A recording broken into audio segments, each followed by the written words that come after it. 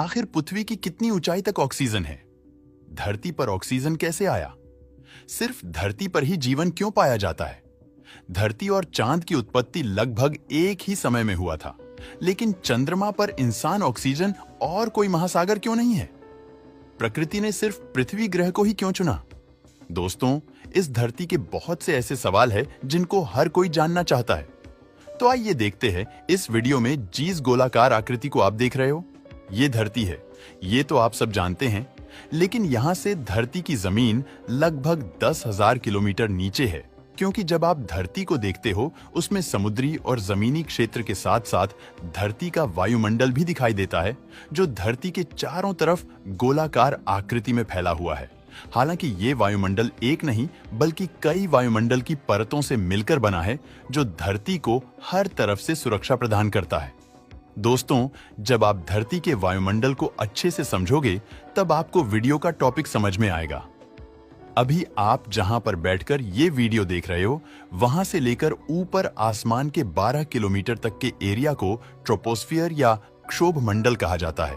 और इस क्षेत्र में बादल का बनना, बारिश होना, तूफान और बिजली का चमकना, मतलब मौसम संबंधित जो भी घटना होती है, वो इसी 12 किलोमीटर की ऊंचाई पर ही होती है। इसके अलावा इस क्षेत्र में पक्षी उड़ते हैं, हवाई जहाज उड़ते हैं। यहाँ पर नाइट्रोजन का स्तर 78% और ऑक्सीजन का स्तर 21% होता है। हालांकि जैसे जैसे आप 12 किलोमीटर की दूरी को तय करोगे, तो आपके साथ ये सब होगा। 0 से 4 किलोमीटर तक आप बिना ऑक्सीजन मास्क के आसानी से जीवित रह सकते हैं, जबकि 4 से 6 किलोमीटर के बाद सांस लेने में दिक्कतें शुरू हो जाती हैं। इसके बाद 8 किलोमीटर से ऊपर यानी डेड जोन में बिना ऑक्सीजन मास्क के आपकी 10 से 30 मिनट में मौत हो सकती है, जबकि 12 किलोमीटर पर 2 मिनट में मृत्यु निश्चित है। इसका सबसे बड़ा कारण है कि जैसे जैसे आप ऊपर जाओगे, हवा का दबाव वैसे वैसे कम होता जाएगा, और जब हवा पतली हो जाएगी तो आपको बेहद कम ऑक्सीजन मिल पाएगा और तापमान घटकर -57 डिग्री सेल्सियस तक हो जाता है। और तापमान गिरने की वजह से ऑक्सीजन मिलने में और कठिनाई होती है।